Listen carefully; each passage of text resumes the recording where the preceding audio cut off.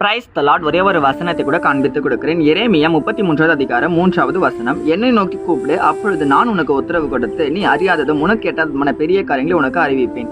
இன்னைக்கு ஆண்டவர் நம்மளை பார்த்து சொல்றாருங்க, மகனே மகளே நீ என்னை நோக்கி கூப்பிடு பண்ணிட்டு. ஆண்டவர் நோக்கி கூப்பிட்டு அவர் சொல்றாரு, நீ அறியாதது, அதாவது உனக்கே தெரியாத, உனக்கு உன் அறிவிக்கு நினைக்க முடியாத அதிசயமான காரியங்களை உன் லைஃப்ல நான் செய்ய போறேன். ஆனா அதுக்கு என்ன பண்ண மகனே மகளே, நீ என்ன நோக்கி கூப்பிடணும்.